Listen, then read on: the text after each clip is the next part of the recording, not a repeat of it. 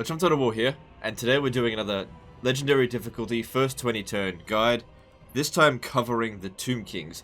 I'll be playing as Settra the Imperishable on Mortal Empires.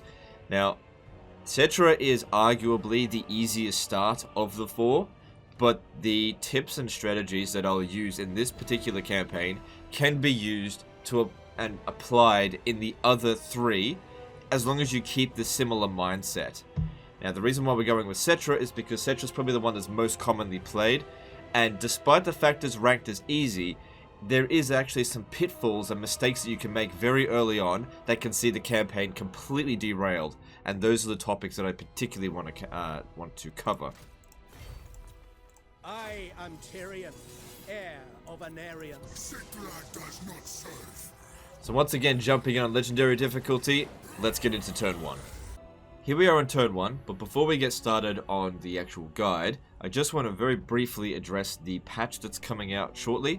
So it'll be coming out in about a week, and it's going to overhaul the Empire, and subsequently that'll change the playstyles and initial starting strategies of all the races in that area, which might actually affect my Bretonnian guide as well. It might actually significantly change it, hard to say.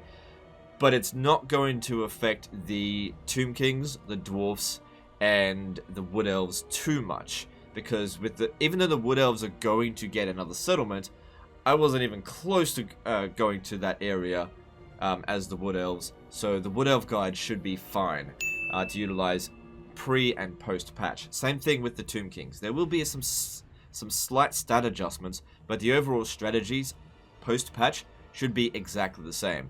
But just to be careful, I'm not going to cover any races between now and when the patch comes out that are even close to the old world area. I'll be covering probably more new world races that aren't going to be affected too much by the patch. Anyway, let's talk about Settra. Now, there's a number of things that you can do at the start of the campaign, ways you can go about it. Now, the sort of pro way to go about it would be to immediately go after the topknots and try to take them out early. But these guides here are really to try and make it easier for newer people to Legendary Difficulty to get their head wrapped around it. So what I want to provide is safer strategies that you can reliably use without having to have extreme micromanagement skills and battle skills in order to, get the same results. If you follow this guide, you should be able to get the same results that I do, more or less, without much difficulty. Basically, the point of it is to try to make Legendary Difficulty not seem so difficult. Anyway, what we're going to be doing, I'm going to take a medium approach to this because I believe it's safe whilst also providing rewards. What we're going to be doing is going after Gorga, but I'm not going to occupy it. I'm going to go there, I'm going to sack it, and then I'm going to go straight back to Xandrie. The purpose of this is just to get a tiny amount of gold. You can see there that the sack value is only 130, but that's a full turn's worth of income. Now, the Tomb Kings don't pay for their troops, so that's fine. Now, the safest option to do is to actually go into encamp stance here and recruit from the global recruitment and from the local recruitment, get your army up to scratch really quickly. But I don't feel like you have to do that because that's very passive. You could also sit inside the settlement to prevent the revolt, but I would recommend allow the revolt to occur. There is a small chance that in the revolt, a hero titan will show up in the revolt. It's possible. It's even possible for 3 of them to show up, but it's very unlikely. And since it's the early stage of the game, if it does happen, you can always just, start again if it's too much for you. But I've only ever seen a hero titan in the early stages of like a tier 1 or 2 settlement. I've only seen that happen like once or twice, and both times I was able to beat them. So don't panic too much if you see one of them. Anyway, so what we're going to do, we're going to move ourselves over here. We're not going to utilize global recruitment, not yet anyway. I'm going to recruit the skeleton chariot. And I'm also going to grab 2 skeleton spears. Now, in Xandrie itself, we've only got 1 additional build slot at the moment. 1 free build slot, I suppose. But we really want to be growing this as fast as possible. But we also have to keep in mind that money is important. The Tomb Kings don't have huge financial burdens like other factions in terms of maintaining their armies. But at the start of a campaign, you also don't have much money to work with. So if you spend it all right away, then you'll really restrict the amount of growth that you can get done. So we have to keep our treasury relatively intact. Don't overspend at the beginning. We can't build the gold mine just yet, and even when we do, it's only about 150 gold. It's not a whole lot, but we can do something with it. So over here we have a choice. We can either go with growth, or we could go with a tiny bit of extra money. I'm probably going to go with a bit of extra growth because I'd much rather get this done sooner rather than later, and I'm confident that I can still manage to get my finances in order because I'm not going to be spending on much else until that's done. Now next turn I'll be demolishing this building and replacing it with this because I personally don't go for Screaming Skull catapults. Whilst they are a good unit, they require a building, and personally I find that the Casket of Souls is a better fit for my army. Whilst being more expensive, it doesn't require a building and upkeep. The downside to this though is that if you ever lose them, you have to pay another 5,000 to get it. So, you know, don't lose any battles basically. But generally speaking, as the Tomb Kings, you should be fine. Again, play to your particular playstyle. If you want to keep that, you can. It's just that I really think we need the archers sooner rather than later. Now, in terms of technology, most of the Tomb King early start is waiting for this damn technology to finish because this gives you your second army. Tomb King armies are garbage at the beginning of the campaign. You start off with a couple of good units, but the rest of your unit is just chaff. Going up against Savage Orcs, they start off with really good early game troops. Their Savage Orcs are really good tier 1 units. So in a straight up fight on Legendary Difficulty, they will absolutely cream you. So you need to utilize numbers more so than anything. Don't attack the Savage Orcs in a head-on fight at the beginning. Later on in the campaign, Savage Orcs are pathetic. Their higher tier units do not match up with higher tier Tomb Kings, but we're not at that stage yet. Now, of the ones that are available here, you can do any one of them. I personally go for Wisdom of the Second Dynasty because Rakash of the Second Dynasty has +1 public order to all provinces. Now there is also one down here that provides public order +2 all provinces, but that costs 5,000 gold.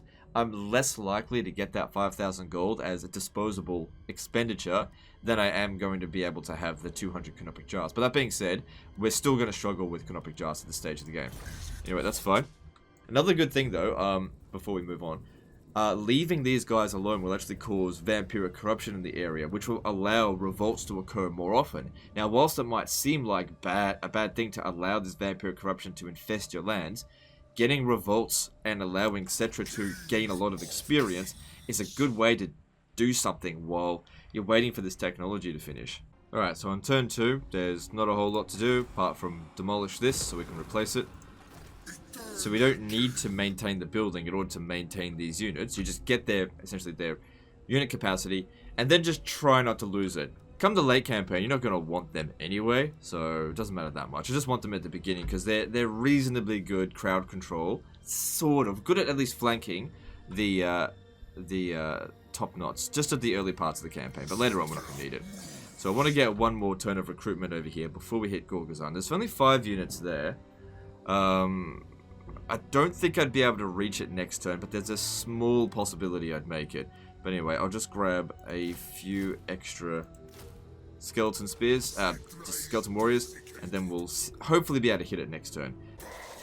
Yeah, I didn't think we'd be able to make it there, and that's fine. What we could do is maybe go about halfway and enter raid stance. That way, oh man, it's not much money, but he will gain some experience. Not much else you can do. No point going to camp stance and trying to recruit in global because it takes 2 turns.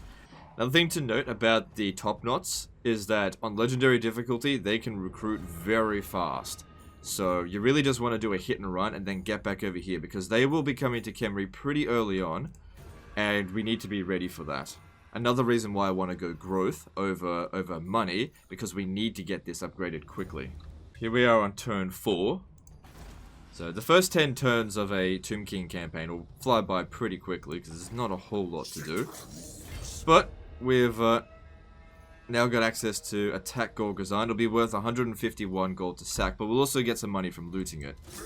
As in from the actual battle, from loot. We'll fight the battle manually because we really don't want to take any damage at all. but this is a no-brainer win. Alright, so you could certainly have auto-resolved that, but I just really wanted to make sure that we keep in good shape.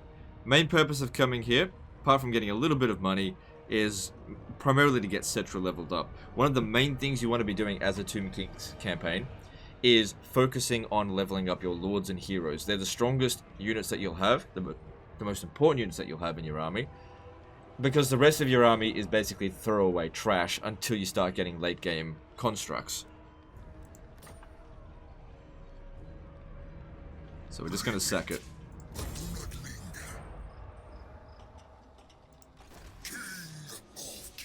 Now, we could occupy this now. We won't get any canopic jars, I don't think. Or we could stay here and wait another turn out here. But the thing is, we don't have a full stack. And if we have a look at the strength ranking of the topknots, they are significantly stronger than us. They'll be coming down at us pretty damn soon. Hard and fast. Now, of course, we didn't make much money out of this. But I'm going to stay here for one more turn, get another win out of this, just for the sake of gaining experience. I'm going to go into ambush stance as well, in the hope that they just don't see me. But what I'm doing here is risky, really risky.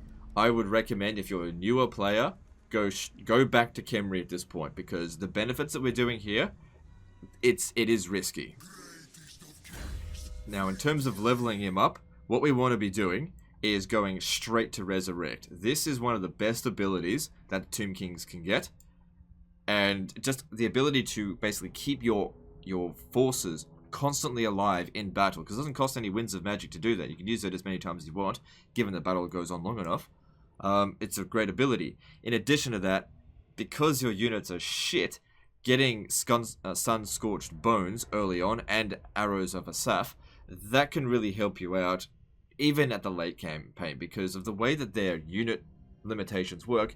You're probably going to have some degree of tomb guards in your army, just to fill up numbers. Same thing with the archers. Whilst you probably will phase out skeleton archers, they might be replaced with bone giants. So the great thing about these abilities is that you've got early games being affected by it, but also late game units as well. So that's the way we're going to go.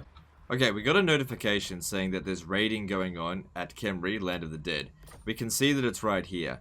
So that informs us. We can see exactly where the topknots are. So that's a little bit of a concern. We don't know what size army there is there, but we do know that they do have quite a large army. Now, if we have a look at Xandrie itself, the garrison here is not very good. We've still got another turn until this builds up. Now, like I said, you probably should have gone down here by that point. They're not going to be able to besiege here by next turn, but there is now not enough time for me to sack this again. We have to get back. So I'm going to come back to here, and we're going to recruit again. This time, the skeleton archers are ready, and we're going to need them. We got to hurry up and make our way back here and prepare the defenses. Okay, here we are on turn 6, and this event here, a choice of servants, happens in every Tomb King campaign you play. Now, I would think it's pretty obvious not to accept this gift, but I have seen some people been like, oh, 3,500, I'll take that. Do not, under any circumstance, take this. This is a short-term benefit, but it'll screw you in the long term, because you can only get so many heroes as the Tomb Kings. The heroes are free to recruit, and they can be recruited in any province. And there's some of your best units. Now, playing as a Cetra campaign, you will have access to plenty Tomb Princes. Basically, what you choose should depend on which lord that you chose. So if you chose Cetra, you don't need another Tomb Prince, you'll have plenty of those. But what you'll maybe feel lacking is Lich Priests. If you're playing as Katep, you won't have any shortage of Lich Priests, instead go Tomb Princes, and so on and so forth. Maybe look at your lord's skill tree before turn 6 and decide which one of these that you want. And Necrotect is also good. Basically, you can't go wrong with either of these 3 decisions, but that one there, it might look appealing, but do not accept that. So I'm going to take the Lich Priest. Now, the trait that the Lich Priest gets is very important. This one here got Eternal. It's not what I want. Now, the topknots are threatening us a little bit, but it's actually nowhere near as bad as I thought. I probably could have sacked that last turn and still been fine. I wouldn't have been able to make it over here, but that's okay. Now, I don't know what the hell they're thinking. There's no way in hell that they're going to be able to actually take Xandrie, and that's fine. But I would like them to try to besiege the settlement. So what I want to do is move a little bit of the distance. It's a little bit risky what I'm doing here, but it should be fine. More along this side here. About 32% movement. And I want to go into ambush stance. The reason for this is because I want this guy to grow a sack of nuts. And if he sees Cetra with this size army here, he's gonna bitch out on us. We don't want to bitch out on us. We want to fight him because we can beat him. We've got the numbers. Like I said, in a fair fight, 20 versus 20, Tomb Kings lose versus topknots. But we've got the numbers advantage, so we want to fight him. So we want him to stick around in the area. Whilst I don't think he's going to besiege the settlement, I think he might go into raid stance. If he goes into raid stance, I might be able to catch him next turn, and we can get a fight down. It's not necessarily to damage the topknots, but to improve Cetra. So we're going to build this. Now, back over here with this, I don't want this particular Lich Priest. I'm going to disband him. Now, because we've increased our capacity, we can now get a new one for free. Now, this is a type of area of the campaign where it's definitely, it's up to you if you want to do this. This is more along the cheesing the game mechanics a little bit. Now, in terms of the lore of magics, you can't get Shadow at the start, so don't worry about that one. Lore of Nehekara is garbage in my opinion. Even though that's the trait that we want, knowledgeable, I just don't like Lore of Nehekara. It's probably one of the bottom 5 laws of magic. I would prefer going with either light or death. Unfortunately, a knowledgeable wizard hasn't shown up there. So what I'm going to do is I'm going to recruit them and disband them. And what that'll do, since it doesn't cost anything, it'll allow us to basically refresh the pool next turn in the hope that maybe we'll get a Lich Priest of Light or of Death with a knowledgeable trait. It's not that important at the early stage of the campaign, but if you get, say, 5 wizards with knowledgeable traits, that's an extra 25 winds of magic for all of your armies. It has a compounding effect on all of your, well, all of your wizards that is, has a compounding effect. If you get 10 wizards with knowledgeable trait, then, you know, that's 50 extra winds of magic. You're essentially doubling the amount of spells that you can do in any particular battle, and it will also help in regions that might have calm winds of magic, which could completely stifle your magic. It does make a big difference come the late campaign, so I highly recommend doing it, but you don't have to if you don't want to game the game that much. That being said, you are on Legendary Difficulty. Gaming the game is kind of necessary, especially in the late campaign. So just think ahead a little bit. So here we are at turn 7, and things have changed a little bit. The little army that was there bitched out, unfortunately, despite the fact that our ambush still stands, and they've sent in a full stack. There is no way in hell our 15 stack there is going to win in this situation. So what we do is we utilize the garrison here. Now, in one more turn, if it can survive that long, it'll, as in without getting besieged, because that'll delay its construction, we'll get a larger garrison. But if we want to have a fair fight against them, what we want to be doing is luring them down here. Now, we don't yet have a full stack, so you have to make a judgment call on this. I want to stand about here. Actually, make it stand behind... Okay, we've got a choice here. We could stand here, go into ambush stance. He'll come in and probably besiege the settlement. We may or may not catch him in an ambush. If we have a look at the ambush success chance, it is 40%. It's a bit risky. But if I stand here and recruit, he might bring in those other forces and we might get overwhelmed. Or the other option is to stand behind the settlement, allow him to besiege it, but then again you could still run the risk of them coming in here and getting you. Now, we could recruit in this stance as well. I think that's what I'll do. I'll stand here. I'm going to play it a little bit risky because I think that these guys are going to grow a nutsack and attack me. Hard to say, but even if they don't, we're still recruiting. But basically, now that they're here, we want to make sure that we're ready to protect Xandrie. Because if that army here attacks this settlement, well, whilst it's at tier 1, we're not going to be able to properly defend it.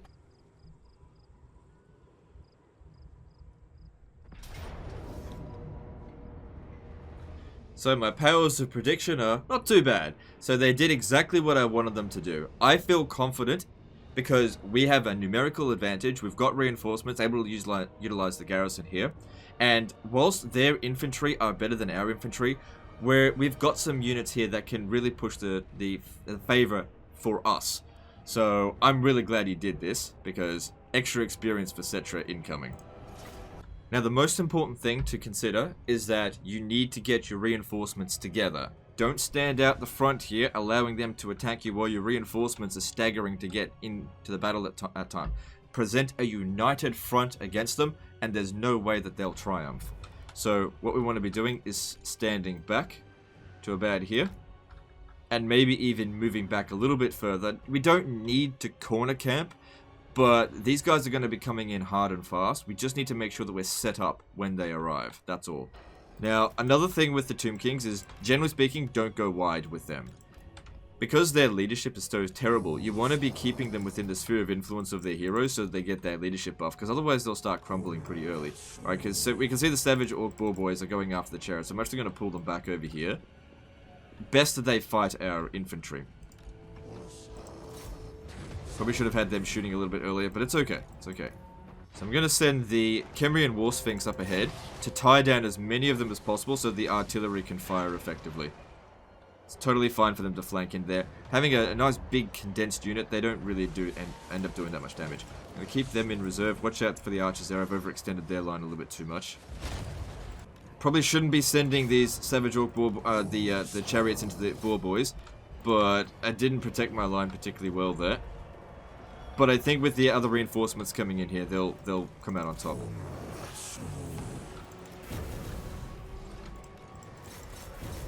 So what we're going to do is break them. I'll probably want to keep them out of the battle here. Try to get Cetra to take on the general if we can. Doesn't matter if any units get wiped out in this, apart from units that we can't replace. So if any of the skeleton garbage or garrison units get wiped out, don't even worry about it. You're supposed to throw them away as the Tomb Kings. They have disposable armies. Chariots are best used at running enemy units down, I think. Whilst this battle was a little bit messy, everything's worked out actually pretty well. It's really good to kill their mash one finger dude there, because that'll ensure he doesn't get any experience for the win. Doesn't get any experience for the battle.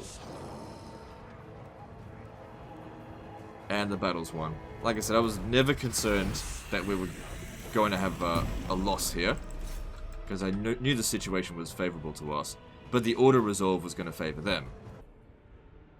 So money and experience, that's what it's all about here. You know, knocking off an entire army of the topknots really isn't going to weaken them that much. They'll replace this army pretty damn quickly. Now, admittedly, I didn't do a great job on that battle because we lost a unit of skeleton warriors, but it's complete chaff, so it just doesn't matter. It's free to recruit another one. Didn't have any experience. It's not going to matter in the slightest. However, if I lost a tomb guard with halberds or even one of the skeleton chariots, that would have been an absolute disaster. But overall, like I said, I didn't do a great job. But that was an unlosable battle. Now, in terms of what we want to be getting money. Whilst Canopic Jars would be good, we need to really be building up Xandrie, and we need money for that more so than anything else. Alright, here we are at turn 8. And our army's recovered a little bit, and don't forget we were also recruiting. One more turn and we can be at full strength. But we've got to finish off this army here. Now, if we don't, what could happen is that they might try again. We're technically a little bit stronger now than we were before, and even when you add in these additional 7 units here, this army here probably took way more than 7 units in terms of losses, because if they merged all of these units together, there's not going to be that much left. So they're probably not going to try again, because the garrison here will recover. It's actually stronger now than it was before. They're probably going to bitch out. So if that's the case, we should pursue them and do some damage. Alright, now in terms of this, I usually like to go with Sun-Scorched Bones first, because having these guys hold the line for longer does make a big difference. Imperishable. Cetra hates. It says it's evenly matched, but they don't stand a chance. We outnumber them. Don't trust the auto-resolve sometimes. It really does come down to experience. You need to learn looking at your army and looking at their army, looking at the situation, and know who's got the advantage. Don't trust this sometimes. You know, I've won battles when the odds were like this, and I've lost battles when the odds were in my favor. It all comes down to the situation. We have the advantage here. There's no cavalry to worry about this time, so we can move around our chariots without having to be harassed by them. There's nothing they can do. They don't seem to be at all concerned about our chariots. That's fine. The chariots... Oh no, here they come. Like I said in the previous battle, they're overcommitting. They're sending 3 units to chase 1 here. And that's what you want. They're not sending anyone to chase this one, so this one here is just going to recharge. Okay, I want to get Cetra out of there. He's still got plenty of health, but we want him to recover quickly.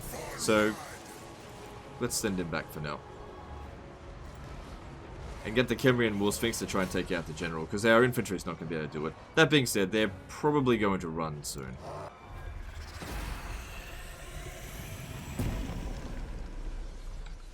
So yeah, bit of damage, but nothing we can't recover fairly quickly. So this army here should get wiped out, because technically they've lost 2 battles in a single turn. But we'll see. Maybe because they got a new general, they might run away. That would actually be a good thing, if that is what they do, but we'll see in a minute. Once again, we'll go with money, because there's a lot of things that I want to purchase. We need cash. Yeah, they're dead. I would have actually preferred if they lived. Now, I can reach that over there, but honestly, I think this is just going to make the dude run away. Now, if we have a look at their strength rating, they're still stronger than us. Now, there's a risk in doing this. If they've got an army standing right there, and I attack this, and he retreats, I'm going to have a hard time getting away over the end turn. And since it's right on the edge of our movement, it might be a bad move. Now, another way we can check is to see if the public order in the enemy territory has military presence. If it's got military presence, you know that they have an army sitting in one of their settlements. But since they don't have it, they don't have it. Which means it could be anywhere. Attack that at your own risk. I'm going to do it because I'm a risky boy. And something happened which I didn't think was going to happen. They're standing and fighting. Now, I probably should have leveled up Cetra first, but it'll be fine. Honestly, once again, I think that the auto-resolve is way overestimating their strength, but we are starting to get a little bit worn out. But it's okay. I also saw that in the distance there were no topknots, so I feel like I've made a good decision here. Because we protected our flanks, they can't really see a good opening, and so they just charge headfirst in there, which is just... they're just not going to get the better of us in that situation. So we're crowd controlling over here so that our archers can get some really good shots in here. Savage Orcs are extremely vulnerable to missiles. However, this guy here is not really going to do very well against Savage Orc Boar Boys. So I need to start pulling him out before he takes too much damage. So there's the win. Our army's in pretty bad shape, but no units got wiped out. That's the most important thing. And I'm not expecting to see the topknots again for a little while. This probably will actually put the strength rating of their faction below ours, just for a couple of turns. So once again, we get the choice between Canopic Jars. We could go replenishment, we'll be fine with that. Canopic Jars or money. Now, it's not a whole lot of money, but that endless march, it does stack onto each other. But at the same time, we're probably not going to need it.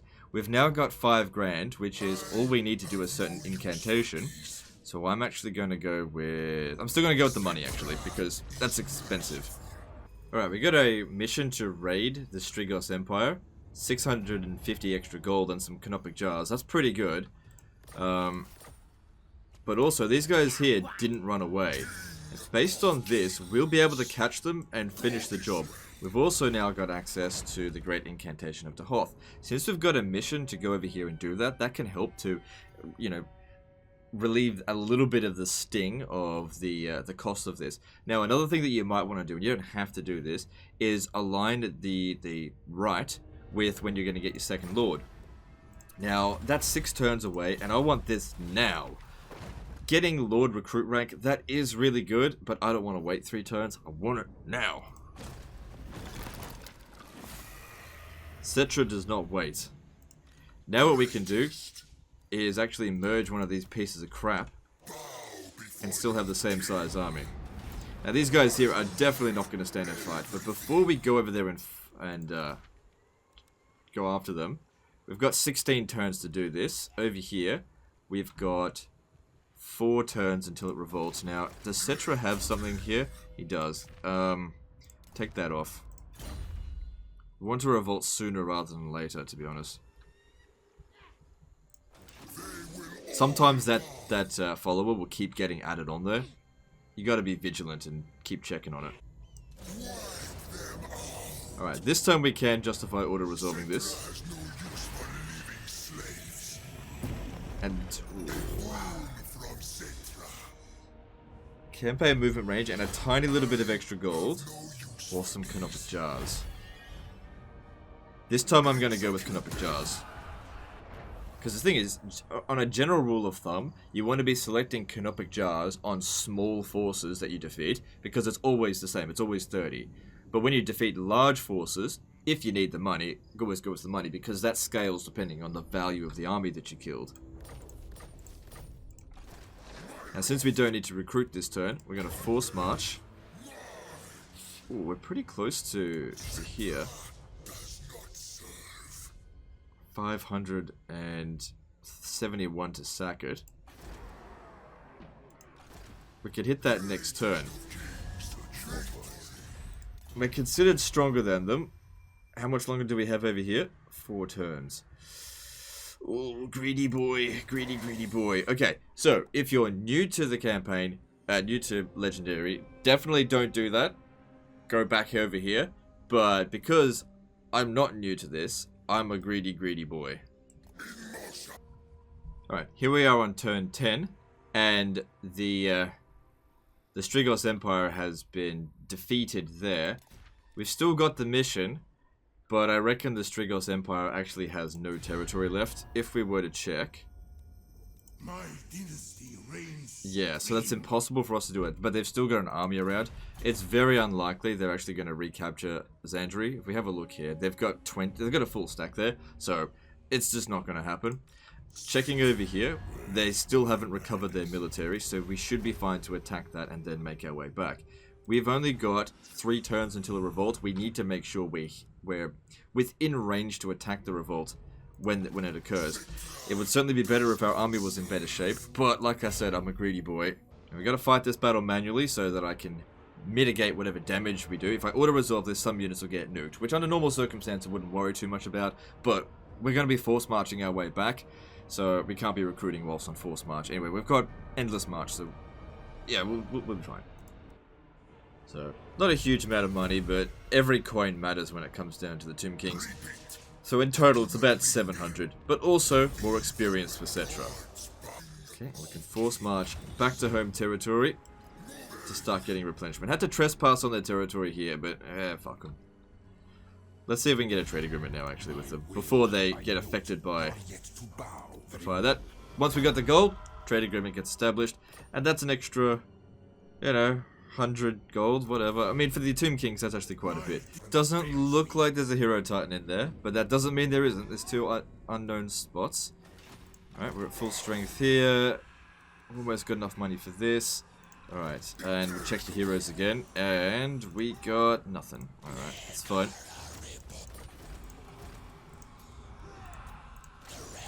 Sometimes as well, what you'll end up getting is like, just wait ages for a knowledgeable wizard to show up and be like, oh, this is not worth doing it. And then you get a knowledgeable wizard. And then the next one is also knowledgeable. It's just completely random. No Hero Titan. Could auto-resolve this. And we will.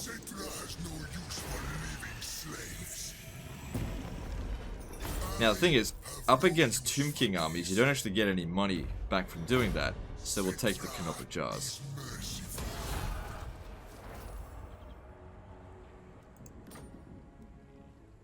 Now, there's pretty much no chance of a rebellion now, for a little while. So what I'm actually going to do is stay in Xandrie, get that extra replenishment, and start making our way towards Xandrie.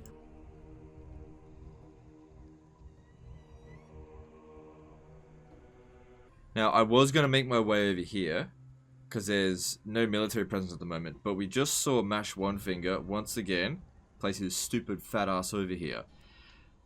And our army over here isn't ready. Now, we've still got 2 turns until we can upgrade the settlement, and the garrison here is pretty strong. So you have a choice. You can afford to have him besiege the settlement, but you got to take into consideration as well that if he besieges the settlement, no construction will get done. And Xandrie, it's not super valuable right now. So what I'm going to do instead, we're going to play him at his own game. I'm going to stand here in ambush stance. Okay, because that way he may or may not come down here and attack us. But I know that he's right there now. If I was to go and get ambushed by him, wouldn't be a good idea. Now, I'm pretty confident that my army is now strong enough to beat him out on the field 20 versus 20, because we've now got a Casket of Souls, we've got more experience, the Skeleton Warriors are going to be a lot more effective, and I'm pretty sure he's only level 1 or 2, because now we're level 7. We have a slight advantage, but he needs to get out of ambush chance first. There's only a small chance we would get ambushed, but in my opinion, don't ever risk it. It's not worth risking your entire army on a gamble. And he bitches out. Now, I don't think it's in our best interest to pursue him, because he'll probably have another army backing him up over here. So instead what we're going to do, now that we can finally recruit another general, we can go ahead and do that. Now, I usually like to grab this dude, but we don't have enough canopic jars yet, and instead what I'd like to do is get some of these things done. So, that'll increase our capacity for necrotex. We certainly do need that, and that one for 2 princes. But we've got other things in mind in terms of construction, so we're going to hold off on that one for now, and instead go with the necrotect. This is not urgent. It's just, it's good to have available when he is there. Now, going up against Xandrie here, we don't want to declare war, make our intentions known before we do it. Declare war on the moment we want to attack it. As for dealing with their armies, I'm not concerned. Dealing with, top knots early on, that's rough. But dealing with other Tomb Kings, they're garbage. Then most of their forces are going to be shit. So, what I'm going to do is I'm going to force march to here. We can see that Xandrie is not well defended. They're doing something over here, but how much time do we have until all this? Alright, let's recruit another general now. What do we need? This will do for now. Put him inside the settlement, just for safety's sake. I don't need another revolt right now. And just have him recruit garbage.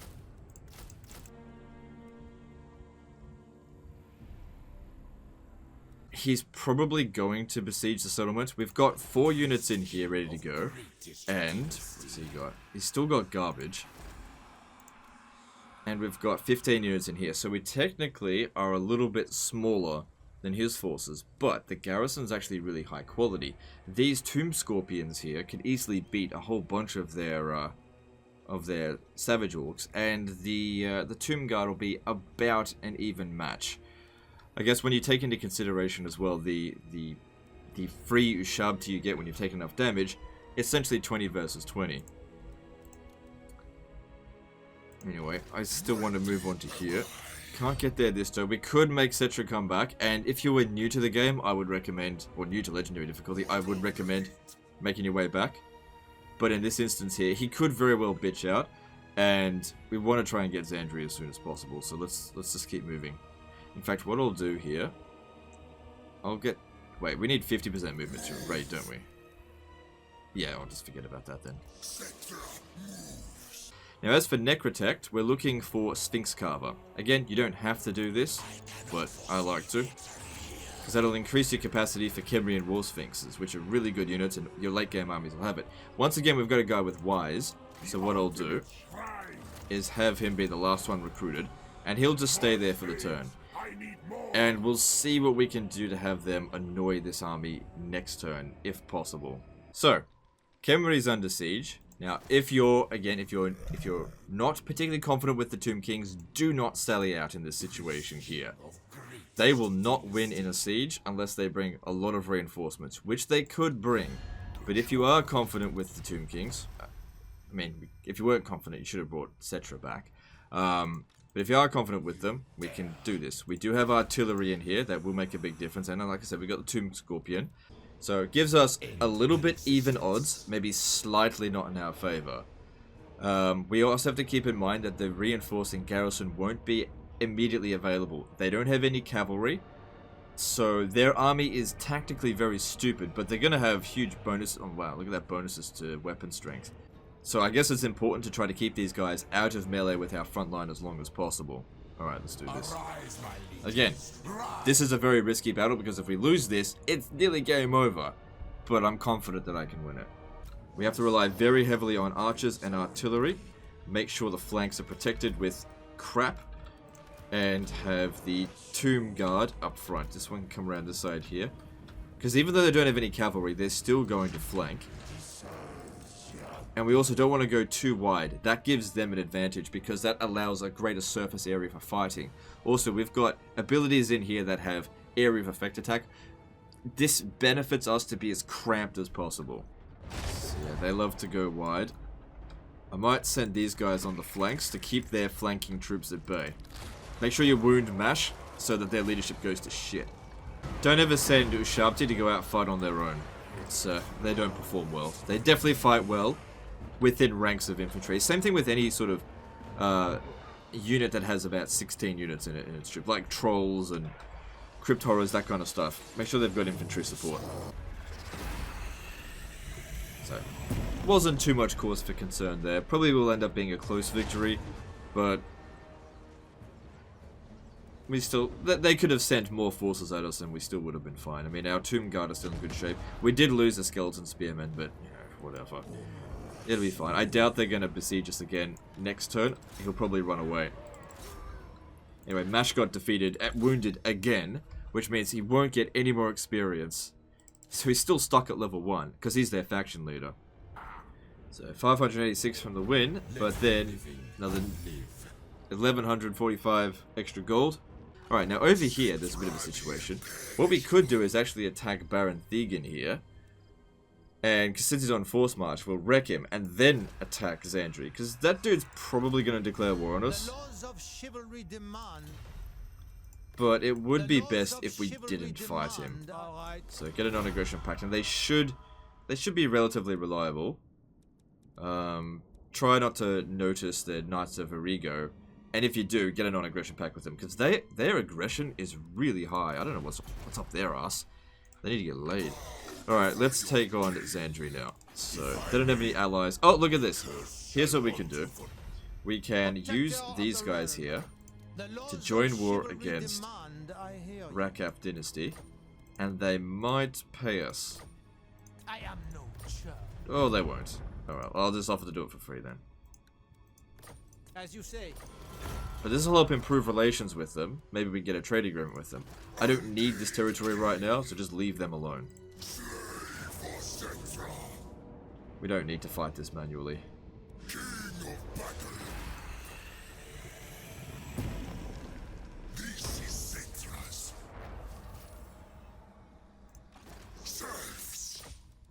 The chances of them actually attacking us is minuscule. Very unlikely they'll do it, but if they do, it's going to be hard, but we should be able to manage.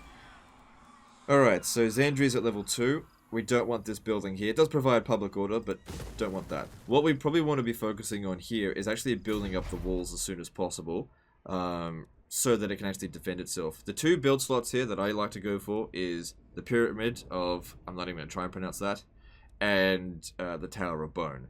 Now, there is also pottery here, but in all honesty, get the pottery somewhere else. There's plenty of pottery in Araby. Okay, we've encountered the Knights of Arrigo.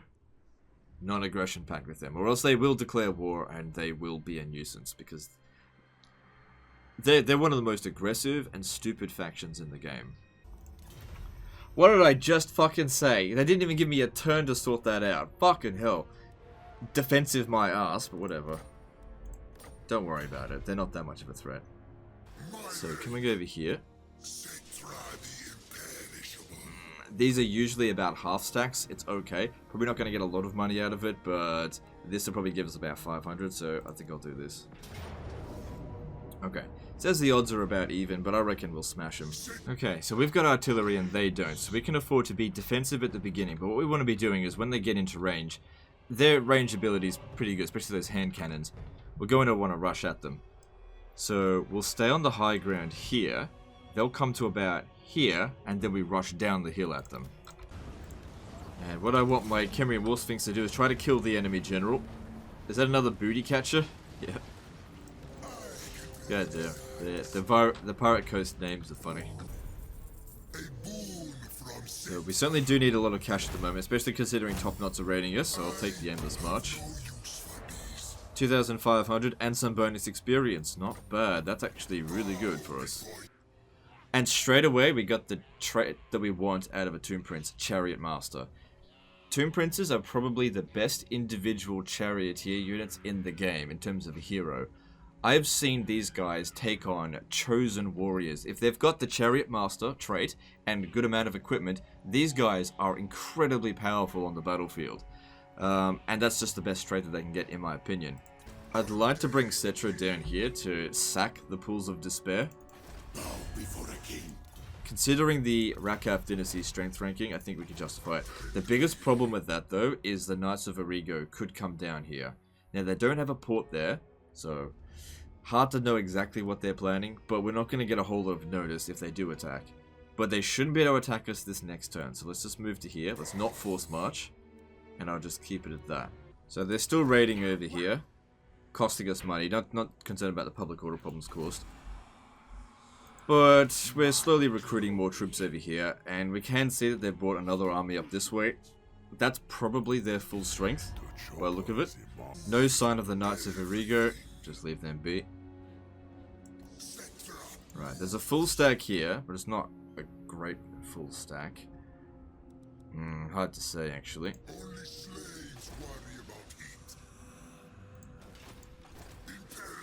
Even though they outnumber us here, we should still be okay. I mean, we can see they have some Tomb Guard there. It might be better, actually, if I come out to about here, just within range of him attacking me. If we could fight him out on the field, rather than here, that would be ideal, because I don't want to have to take on an additional Ushabti and extra units. It might not be viable to attack that. So we'll just stay here and we'll just see how things develop. Alright, they're willing to make the attack? Great. That's what I was hoping for. So it seems like this bag of bones has actually got a mummified bullsack still. Alright, now in terms of army compositions, they've got some Tomb Guard. That obviously is a big advantage for them. I've got one Tomb Guard, but they still have two more. The Nehekara Warriors, they're garbage. They're essentially tier 1 units. I put no stock into them. They do have an Ushabti, but we've got a Khemrian War Sphinx. We've got Chariots, so we've got a bit of mobility to take out their archers. We've got more archers, which is more important. Cetra's higher level, and we have a Casket of Souls. Even though the odds say it's not in our favor, I'd say they're wrong. It is in our favor. We will win. Now, we want to stay back as far as possible so that the artillery get as long as possible to shoot. You want them, yeah, to not quite be in range. That way you get to pick which unit you want to shoot at when they come into range. See, the AI don't necessarily need to resort to blobbing because their leadership will be way higher than ours due to, again, legendary difficulty. But we need to get that leadership bonus from Cetra. So they've already gotten to the realm of Souls Ushabti, and we're not even at the tier 1 yet, so we're way ahead of them in terms of killing them. Just waiting for the army loss penalty. Hopefully we don't lose any more units, although I guess it doesn't matter. Okay, we actually do get a bit of money going Endless March with them. I guess it's just with rebels we don't get income from doing that. Replenishment would be nice, but we need the money more, and our army's fine. So here's something. They're coming over here. It looks like they're threatening Xandrie. I could actually make it back here to stop that, or we could press the attack. So it's entirely up to you. Either option is okay. But, you know, these guys here, they're not a real threat. Another thing is that we could actually just go and attack him. But we're dangerously close to that army as well. If you were a newer player to this, I would not recommend making this attack. I'm going to have to cheese this. Now, bit of a stroke of fortune, this kind of map here heavily favors us, because we've got artillery and they don't. We need to very quickly close in the gap and just close off a section here. Right, so what I want to do here, I'm going to send the chariots up ahead, sort of suicidally, just to stop them. Don't get past here. This is where we hold them off. If we can get a big blob going on, that heavily favors us, especially because of the Casket of Souls.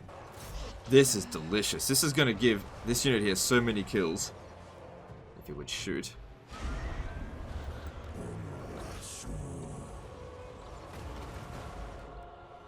Oh, this guy here just might survive.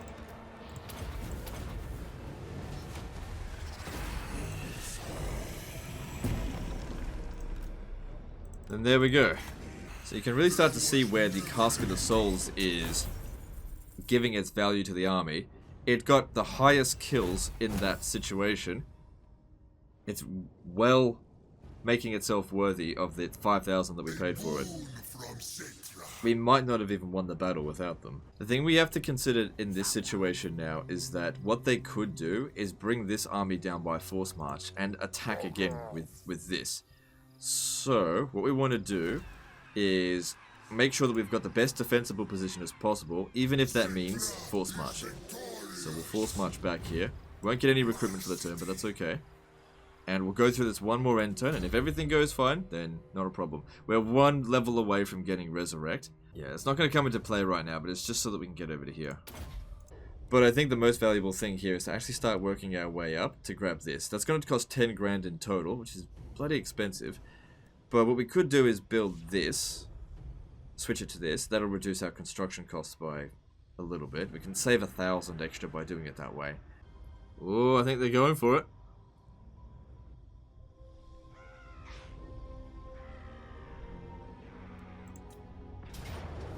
They're going for it. Now, our army's in force march. I mean, we're dead if we lose here anyway. We haven't fully recovered with this either. But their army here is also on force march. Now, who's got more reinforcements? Us or them? It's a smaller army. Because what you could do is deny their reinforcements at the beginning. But I think I'd rather have all of my forces stand united against all of their forces. So that's what we're going to do.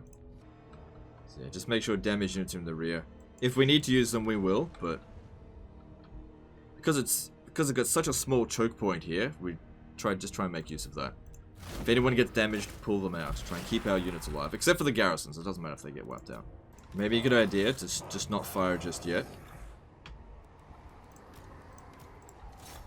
Because we don't have a lot of ammunition, we need to make it count. So let's see if our crap cavalry here can take out their crap archers. Right. Army's just about on the route. And Cetra's in pretty bad shape. Got to get him out of there. But what he's done there is because he had half health, he's now inflicted like an area of effect damage ability on them. Alright, there's the army loss penalty. Took a bit of damage, especially losing that chariot. That stings a little bit, but they're not the best units in the game. And we could replace it if we really wanted to by just building the building back, but we don't have to. And we'll be able to run down that other force next turn. Oh dear. Okay, so that's a hell no. Let them take Xandrie. We need to meet up with our other army. Well... Like, I would be able to beat them if we weren't damaged. That's the problem. We're just in bad shape.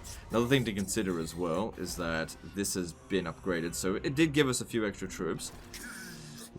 And also, all of these guys here, they're not going to have any, like, cavalry. They're usually just higher garbage. We've passed the 20 turns, but I've left it in a bit of a situation here. Definitely want to get out of force march. Ah, look at this. There we go. We could finish them off. But...